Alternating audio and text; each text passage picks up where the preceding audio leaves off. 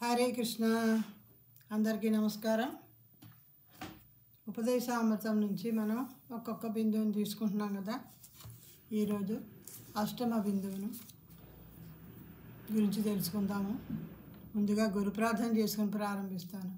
నమో విష్ణుపాదాయ కృష్ణభస్తాయ పోతలే శ్రీమతే జయపతాక స్వామి నమనే నమాచార్య పదాయ నితాయి కృపపదాయనే గౌరకదాదామ దయా నగర గ్రామతారని నమో ఇష్టపాదాయ కృష్ణపస్తాయ పోతలే శ్రీమతే భక్తివేదాంత స్వామిని నామనే నమస్తే సారస్వతే దేవే గౌరవాణి ప్రచారిణి నిర్విశేష శూన్యవాది పాశ్చాత్య తీస్తారని నమో మహావదన్యాయ కృష్ణ ప్రేమ ప్రదాయతే కృష్ణాయ కృష్ణ చైతన్యమనే గౌరతిష్ట నమ నమో బ్రహ్మణ దేవాయ గోబ్రాహ్మణితాయ చ జగద్గీతాయ కృష్ణాయ గోవిందాయ నమో నమ.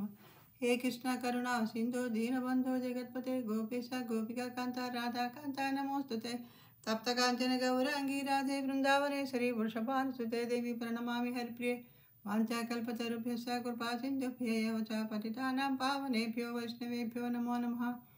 ఓం నమో భగవతే వాసుదేవాయ. ఓం నమో భగవతే వాసుదేవాయ. ఓం నమో భగవతే వాసుదేవాయ. మోకం కరోతి వాచాలం పంగం లంఘయతే గిరిం యత్కృపాతమహం వందే శ్రీగురుం దీనతారణం పరమానందమాధవం శ్రీచైతన్య ఈశ్వరం. జయ జయ శ్రీ చైతన్య జయ నిత్యానంద జయ అద్వైత చంద్ర జయ గౌరభక్తవృంద. జయ జయ శ్రీ చైతన్య జయ నిత్యానంద జయ అద్వైత చంద్ర జయ గౌరభక్తవృంద. జయ జయ శ్రీ చైతన్య జయ నిత్యానంద జయ అద్వైత చంద్ర జయ గౌరభక్తవృంద. వందే రూప సనాతనో రఘుయుగౌ శ్రీజీవ గోపాలకౌ. వందే రూప సనాతనో రఘుయుగౌ శ్రీజీవ గోపాలకౌ. వందే రూప సనాతనో రఘుయుగౌ శ్రీజీవ గోపాలకౌ. హరే కృష్ణ. తన్నామ రూప చరితాది సుకీర్తనామ మృజ్జోగ్రమేణ రసనా మనసి నియోజ్య తిష్టన్ వ్రజే తదనురాగి జనానుగామి కాలం నయేదఖిలమిత్యుపదేశసారం. తన్నామరూపచరితాది సుకీర్తనాను మృత్యోకర్మేణ రసనా మనసి నియోజ్య తిష్టన్ వ్రజే తదనురాగి జనానుగామి కాలం నయేదఖిలమిత్యుపదేశసారం. సర్వోపదేశ సారాంశం ఏమనగా మానవుడు భగవంతుని దివ్య నామ రూప గుణ లీలను స్మరించుటలోనే తన జిహ్వన మనస్సును క్రమంగా నెలకొల్పుతూ తన కాలానంతటిని అనగా దినములోని 24 గంటలను గడపాలి. ఈ విధముగా అతడు బ్రజధామములో గోలోక బృందావన ధామములో నివసిస్తూ భక్తుల నిర్దోషాలను అనుసరించి శ్రీకృష్ణుని సేవిస్తూ ఉండాలి. భగవంతుని భక్తియుక్త సేవ పట్ల గాఢమైన ఆసక్తిని కలిగి ఉన్న శ్రీకృష్ణుని ప్రియ భక్తుల అడుగుజాడలను అనుసరించాలి. మనం గోలోక బృందావనం వెళ్ళాలి అనే మన ఉద్దేశం మనసులో గట్టిగా పెట్టుకుంటూ ఏమాత్రం అవకాశం ఉన్నా ఇక్కడ మనకి భారతదేశంలో ఉన్న బృందావనంలో నివసిస్తూ ఆ భక్తుల సాంగత్యంలో ఉంటూ ఆయన దివ్యనామరూపగులను స్మరించడంలోనే 24 గంటలు గడపాలి. అంటే మనం పనులు చేసుకోవద్దని కాదు, పనులు చేసుకుంటూ కూడా ఆయన తలుచుకుంటూ చేసుకుంటే అది మరింత ఎక్కువగా మనకి ఆ భక్తి మనలో భక్తి పెరుగుతూ ఉంటుంది. ఆయన అనుగ్రహం మనకి పూర్తిగా కలుగుతుంది. ఇక్కడ ప్రభుపాదుల వారి వ్యాఖ్యానం చూద్దాము. మనసు మానవునికి శత్రువుగా కానీ మిత్రుడిగా కానీ ఉండవచ్చు. ఒక్కోసారి మన మనసు మంచిగా చెప్తూ ఉంటుంది, ఒక్కోసారి మనకి వ్యతిరేకిస్తూ మనం చేద్దాం అనుకున్న పనులకి వ్యతిరేకంగా మనల్ని లాక్కెళ్తూ ఉంటుంది. అందుచేత అతడు తన మనసుకు తనని మిత్రుడయ్యేలా శిక్షణ ఇవ్వాలి. ఎప్పుడు మనం దాని అదుపులోకి వెళ్ళిపోకుండా దాన్ని మన అదుపులో ఉంచుకునేలా చేసుకోవాలి. అలా చేయాలంటే మనం ఎక్కువగా శ్రీకృష్ణుని తలుచుకుంటూ ఉంటే ఆయన మనని తప్పుదారి పట్టకుండా కాపాడుతూ ఉంటాడు. శ్రీకృష్ణుని సేవలో సర్వదా నిమగ్నమై ఉండినట్లు మనసుకు శిక్షణ ఇవ్వడానికే ముఖ్యంగా కృష్ణ చైతన్య ఉద్యమం నిర్దేశించబడింది. మనసులో ఈ జన్మకే కాక అనేక పూర్వజన్మలకు కూడా సంబంధించిన వందల వేల కొద్ది స్మృతులు ఉంటాయి. కొన్నిసార్లు ఈ స్మృతులు ఒకదాంతో ఒకటి కలిసి విరుద్ధమైన ఆలోచనలు పుట్టిస్తూ ఉంటాయి. ఈ విధంగా బద్ధజీవికి మనోచింతన అనేది ప్రమాదకారం కావచ్చు. మనస్తత్వ శాస్త్ర విద్యార్థులకు మనస్సుకు సంబంధించిన వివిధ పరివర్తనల గురించి తెలిసే ఉంటుంది. ఆ మనస్తత్వ శాస్త్రం చదువుకునే వాళ్ళకైతే అది తెలుస్తుంది. కానీ మనం ఇక్కడ గురువులు చెప్పిన దాన్ని బట్టి మనం జాగ్రత్తగా వింటూ పాటిస్తూ వాళ్ళ ఆదేశాలు పాటిస్తూ ఉంటే, మన ప్రయత్నం చేస్తూ ఉంటే ఆ కృష్ణుడి దయ మన మీద కలుగుతుంది. భగవద్గీత 8.6లో ఇలా చెప్పబడింది. యం యం వాపి స్మరన్ భావం తదత్యంతే కళేబరం తం తమేవైతి కౌంతేయ సదా తద్భావభావిత. ఓ కౌంతేయ, దేహమును విడిచినప్పుడు మానవుడు ఏ భావం స్మరించునో అదే భావను అతడు తప్పక పొందును. మనం ఎప్పుడు కృష్ణుని తలుచుకుంటూ ఉంటే ఆ మరణ సమయంలో ఆయన గుర్తొస్తాడు. అలా కాకుండా ఇంక వేరే విషయాల మీద మన ఆసక్తిని పెంచుకుంటే ఆ సమయంలో మనం ఏం తలుచుకుంటామో దానికి సంబంధించిన జన్మే తీసుకోవాల్సి వస్తుందని చెప్తూ ఉంటారు.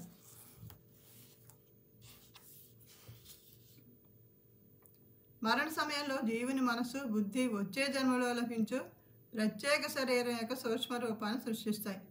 ఆ సమయంలో మనసుకు అనుకూలం కాని దాన్ని స్మరిస్తే వచ్చే జన్మలో దానికి అనుగుణమైన జన్మనే ఎత్తవలసి వస్తుంది. మనకి ఒక కథ చెప్తూ ఉంటారు, భరత మహారాజు కథ. ఆయన రాజ్యాన్ని అందరినీ వదిలి సర్వసంగ పరిత్యాగం చేసి అడవులకి వెళ్ళి తపస్సు చేసుకుంటూ ఆ సమయంలో ఒక జింక గర్భంతో ఉంది చెరువుకి వెళ్ళి నీళ్లు తాగుతూ ఉండగా ఎక్కడో పులి సింహం అరుపు అనుకుంటా, పులి అరుపు వినపడి అది ఆ కంగారులో అది బిడ్డను ప్రసవించి ప్రాణం వదిలేస్తుంది. ఆయనకి ఆ బిడ్డ మీద, ఆ చిన్న పిల్ల మీద, జింక పిల్ల మీద జాలి కలిగి దాన్ని తీసుకొచ్చి దాన్ని పెంచడం మొదలెడుతూ దాని మీద అభిమానం పెంచేసుకుంటారు. చివరికి ఆయన శరీరం వదిలే సమయంలో కూడా ఆ జింకనే తలుచుకుంటూ మరణించడం వల్ల ఆయన మరుజన్మలో జింకగా పుట్టారని చెప్తారు. అప్పుడు కానీ ఆయన అదృష్టం ఏంటంటే భక్తి అంతవరకు చేశారు కాబట్టి ఆయనకి ఆ గత జన్మ గుర్తొచ్చి ఆ సమయంలో ఇంకా జింకగా ఉన్నా కూడా ఆయన ఎక్కువగా ఇతర విషయాలు దానికి కాకుండా మౌనంగా ఉంటూ ఒక ఆశ్రమం దగ్గర వాళ్ళు చెప్పే వింటూ జాగ్రత్తగా ఉంటూ శరీరం వదిలి ఆ తర్వాత ఆయన మంచి జన్మం తీసుకోవడం జరిగింది.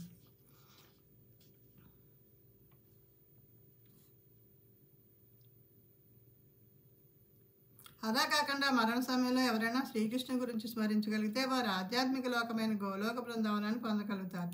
ఈ ఆత్మ పరిణామ ప్రక్రియ చాలా సూక్ష్మమైనది కనుకనే శ్రీలరూప గోస్వామి శ్రీకృష్ణుని కంటేనూ ఇతరమైన దానిని స్మరించకుండా ఉండునట్లుగా మనసుకు శిక్షనివ్వాలని భక్తులకు ఉపదేశిస్తున్నారు.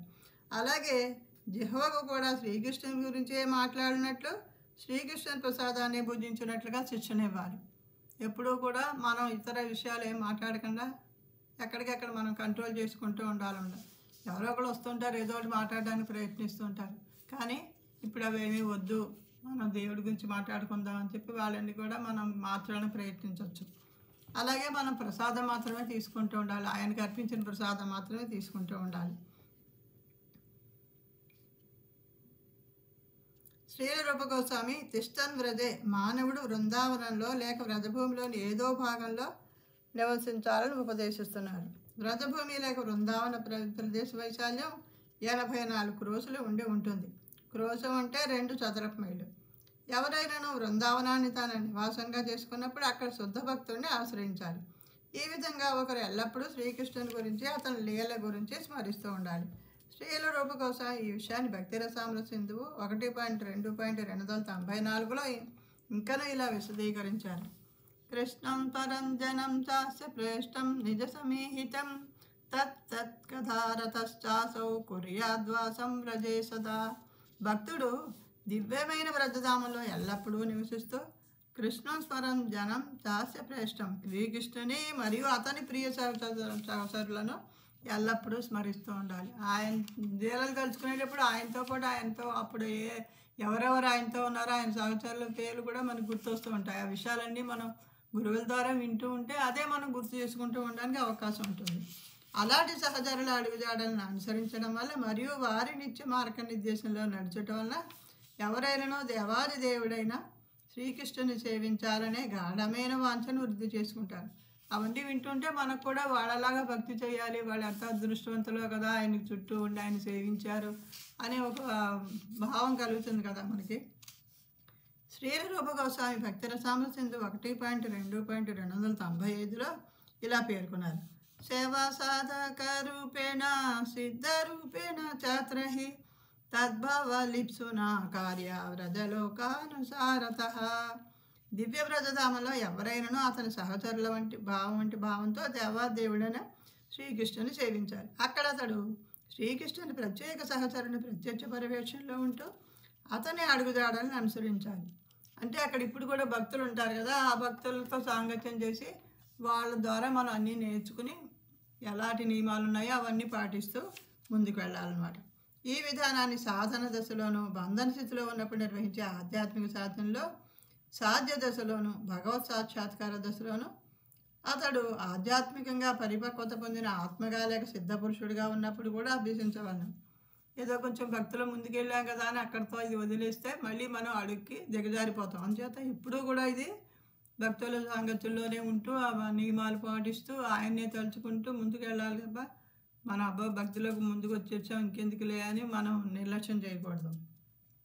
మాయాదేవి ఎప్పుడైనా మన లొంగ తీసుకోవచ్చు. శ్రీల భక్తి సిద్ధాంత సరస్వతి ఠాకూర్ ఈ శ్లోకాన్ని గురించి ఇలా వ్యాఖ్యానించారు. కృష్ణ చైతన్యంలో ఇంకనూ ఆసక్తి పెంపొందించుకోనివాడు భౌతిక ఆశయాలన్నింటినీ విడిచి పురోభివృద్ధిని కలిగించే సంకీర్తనం, శ్రీకృష్ణుని నామ రూప గుణలీలను స్మరించడం, వాటిని అనుసరిస్తూ తన మనసుకు శిక్షణివ్వాలి. ఈ విధంగా అలాంటి విషయాల్లో అభిరుచి పెంపొందించుకున్న తర్వాత బృందావనంలో నివసిస్తూ నిరంతరం శ్రీకృష్ణుని నామ యశో లీలా గుణాలను స్మరిస్తూ శుద్ధ భక్తుని మార్గనిర్దేశంలో మరియు అతని రక్షణలో ఉండేటకు ప్రయత్నించాలి.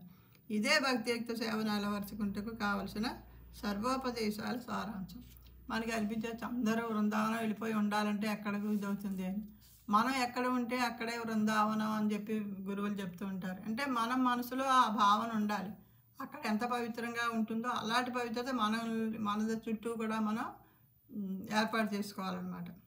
కనిష్ట దశలో భక్తుడు ఎల్లప్పుడూ కృష్ణ కథను శ్రవణం చేయడంలోనే నెలకొని ఉండాలి. ప్రారంభించిన దశలో కనిష్టాధికారి అంటారని చెప్పుకున్నాం కదా మనం. అలాంటప్పుడు కృష్ణ కథను వింటూ ఉండాలి సమయం దొరికినప్పుడల్లా. దాని కాకుండా మనకి వేరే ఏ సీరియల్సో ఏ సినిమాల మీదకో ఏ న్యూస్ పేపర్ మీదకో వెళ్ళితే మళ్ళీ మన సాధన ముందుకు సాగదు. శ్రీకృష్ణుని పవిత్ర నామాల గురించి, దివ్య రూపాన్ని గురించి, లీలల గురించి నిత్యం శ్రవణం చేయడం వల్ల భక్తుడు వరణ దశ అని అంగీకరింపబడే దశకు చేరుకోగలడు. ఇప్పుడు మెల్లిమెల్లిగా ఒక్కో మెట్టు పైకి వెళ్తాం అనమాట. ఈ ప్రారంభ దశలో మనం కథను శ్రవణం చేస్తూ ఉంటే అప్పుడు వరణ దశ అనే దశకి వెళ్తాం. ఈ స్థితిని పొందినప్పుడు అతడు కృష్ణ కథా శ్రవణం పట్ల ఆసక్తుడు అవుతాడు. వింటున్న కొద్దీ మనకి ఇంకా శ్రద్ధ వినాలనే ఆసక్తి పెరుగుతుంది కదా. పారవస్యంతో కీర్తించగలిగినప్పుడు అతడు స్మరణావస్థను పొందుతాడు. మనం వింటూ ఉంటాం, ఆ విన్న మళ్ళీ తలుచుకుంటూ ఉంటాం. వీలైతే మనకి ఇంకొకరికి చెప్తూ కూడా ఉంటే అది మనసులో అలా స్థిరంగా ఉండిపోతుంది.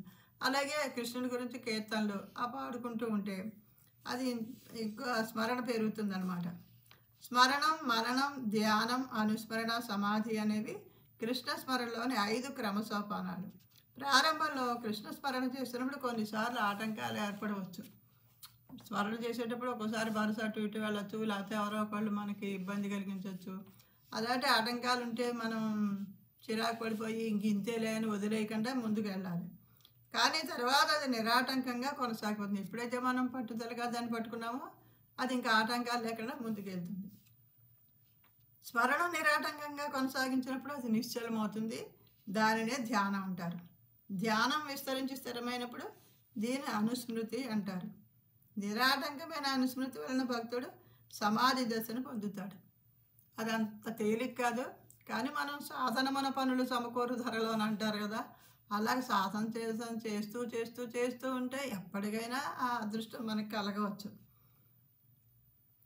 స్మరణ దశ లేక సమాధి దశ సంపూర్ణమైనప్పుడు జీవుడు తన సహజ స్థితిని అవగాహన చేసుకుంటాడు. ఆ దశ పూర్తయితే అప్పటికి మనం ఆ కృష్ణుని దగ్గర నుంచే వచ్చాము, మళ్ళీ ఆయన దగ్గరికే వెళ్ళిపోవాలి అన్న ఇది మనకి ఆలోచన అప్పటికి వస్తుందన్నమాట. ఆ సమయంలో అతడు తనకు శ్రీకృష్ణునికి మధ్య గల శాశ్వత సంబంధాన్ని సంపూర్ణంగా సుస్పష్టంగా తెలుసుకుంటాడు. దీనినే సంపత్తి దశ అంటారు. ఇదే జీవిత పరిపూర్ణత. నూతన భక్తులు అన్ని రకాల కోరికలను విడిచి శాస్త్ర గ్రంథ నిర్దేశాలను అనుసరించి నియమబద్ధమైన భక్తియుక్త సేవలో నెలకొని ఉండాలని శ్రీ చైతన్య చరితామృతం ఆదేశిస్తుంది. ఈ విధంగా నూతన భక్తుడు శ్రీకృష్ణుని నామ, యశో, రూప, గుణాదుల పట్ల ఆసక్తిని పెంపొందించుకుంటాడు. అలాంటి ఆసక్తిని వృద్ధి చేసుకున్న తర్వాత విహిత నియమాలను అనుసరించకుండా స్వచ్ఛందంగా అతడు శ్రీకృష్ణుని చరణాలను సేవించవచ్చు. ఎప్పుడైతే మనకి ఆసక్తి పెరుగుతుందో ఇంక మనం దేని గురించి ఆలోచించాము, ఇంకా మనంతట మనమే ఆ కృష్ణ సేవలో మునిగిపోతాం. ఈ దశకు రాగభక్తి లేక స్వచ్ఛంద ప్రేమతో కూడిన భక్తియుక్త సేవ అంటారు. అలాంటి దశలో భక్తుడు బృందావనంలోని శ్రీకృష్ణుని నిత్య సహచరులోని ఒకరి అడుగుజాలంలో అనుసరించవచ్చు. మనకి అక్కడ శ్రీకృష్ణుని కథలు వింటూ ఉంటాం కాబట్టి ఏ భక్తుడు ఆయనతో ఎక్కువగా దగ్గరగా వెళ్ళాడో, ఎవరు ఆయనకి ప్రీతి ప్రాప్తులు అయ్యారో అది మనకి తెలుస్తుంది. కాబట్టి అలా ప్రవర్తించడానికి మనం కూడా ప్రయత్నించాలి. అలా అనుసరించడమే కానీ అనుకరించడం చేయకూడదు అని చెప్తుంటారు. ఎప్పుడూ కూడా వాళ్ళు అలా చేశారు కాబట్టి మనం ఇలా చేద్దామని కాదు, వాళ్ళ భక్తి మార్గంలో మనం కూడా నడిచి ఆయన్ని చేరుకోవాలనే ఆలోచనతో మనం చేయాలి. దీనినే రాగానుగ భక్తి అంటారు. రాగానుగ భక్తిని స్వచ్ఛందమైన భక్తియుక్త సేవను శాంతరస రూపంలో నిర్వహించవచ్చు. అప్పుడు భక్తుడు శ్రీకృష్ణుని గోవులుగా కానీ, అతని దండముగా కానీ, అతని చేతిలో వేణువుగా కానీ, అతని మెడ చుట్టూ ఉండే పూలమాలగా కానీ ఉండాలని కోరుకోవచ్చు. ఈ శాంతరసంలో ఉంటే అలా కోరుకోవచ్చు అన్నమాట.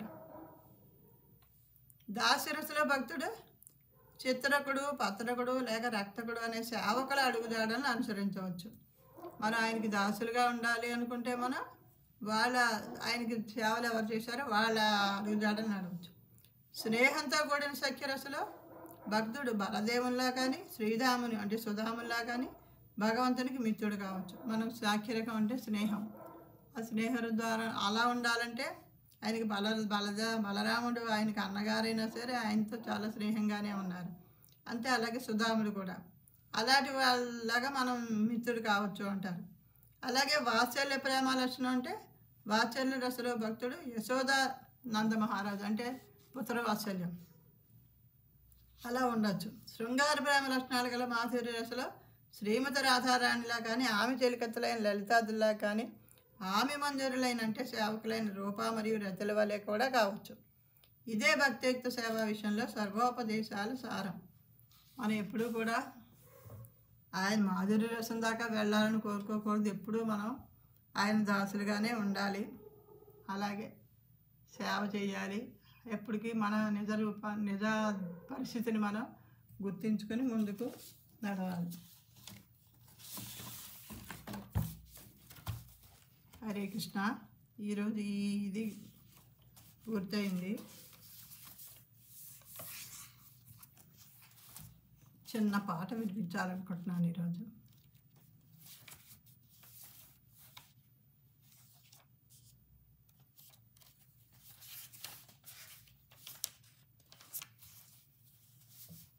ఇది శ్రీల గోవిందదాస్ కవిరాజు గారు రచించిన భజహురే మన. భజహురే మన శ్రీనందనందన అభయ చరణారవిందరే. భజహురే మన శ్రీనందనందన అభయ చరణారవిందరే. దుర్లభ మానవ జనమ సంగే तारुये भव सिंधुरे. भजहुरे मन श्रीनंदनंदन अभय चरणारविंदरे. सीतातप बात भरिषण ये दिन जामिनी जागिरे. विफल से विनु कृपण दुर्जन चपल सुकल बलागिरे. भजहुरे मन श्रीनंदनंदन अभय चरणारविंदरे.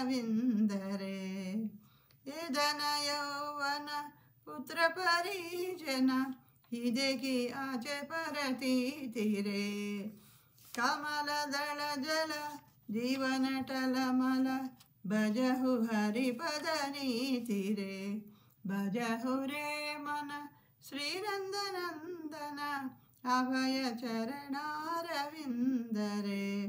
श्रवण कीर्तन स्मरण वंदन पादसेवन दासरे पूजन सखी जन आत्मनिवेदन गोविंद दास अभिलाष रे भजहु रे मन श्रीनंदनंदन अभय चरणारविंद रे दुर्लभ मानव जन्म सत्संगे तारो ये भव सिंधु रे।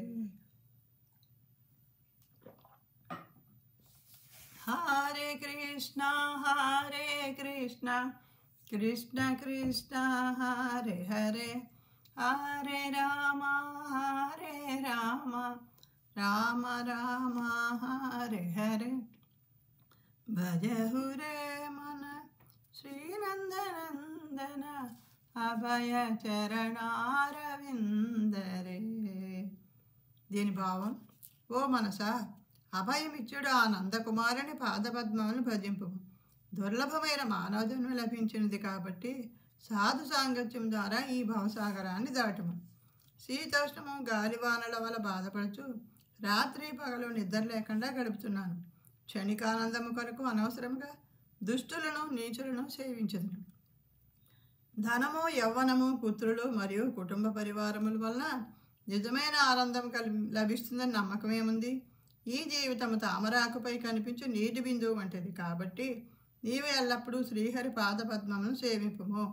భగవంతుని గుణగణాలను వినుట, వాటిని కీర్తించుట, నిరంతరము స్మరించుట, స్తుతించుట, భగవంతుని పాదసేవ చేయుట, ఒక దాసునిగా భగవంతుని సేవించుట, పుష్పాలు మరియు దీపాలతో భగవంతుని అర్చించుట, స్నేహము చేయుట మరియు భగవంతునికి ఆత్మసమర్పణ చేసుకునుట అను నవవిధ భక్తి మార్గాలలో నెలకొనాలన్నదే ఈ గోవిందదాసుని అభిలాష. ఈ నవవిధ భక్తుల గురించి ఇంతకుముందు చెప్పుకున్నాం కదా, అలాగా ఇవన్నీ కూడా ఈ తన సమయం అంతా ఇలాగే శ్రవణ కీర్తనతో గడపాలని ఆయన కోరుకుంటున్నారు. అలాగే మనం కూడా కోరుకుందాం, చెప్తాం కదా, భక్తుల అడుగుజాడల్లో నడవాలి అని చెప్పి ఆ దేవుడి కరుణ పొందుదాము. హరే కృష్ణ కృష్ణ కృష్ణ హరే హరే, హరే రామ రామ రామ హరే హరే. ఈ వీడియో ఇంతటితో ముగిస్తున్నాను. ఇందులో ఏదైనా పొరపాట్లు జరుగుంటే అవన్నీ నా తప్పులు. ఏమన్నా మీరు బాగా ఒక పాయింట్ అయినా మీకు నచ్చేలాగా అర్థమయ్యేలా చెప్పగలిగితే అది మా శిక్షా గురువుల కృప, శ్రీకృష్ణ భగవానుని కరుణ. మరి ఇంకో వీడియోతో మీ ముందుకు వస్తాను. అంతవరకు సెలవు. వాంఛాకల్పతరుభ్యశ్చ కృపా సింధుభ్యో చ పతితానాం పావనేభ్యో వైష్ణవేభ్యో నమో నమః.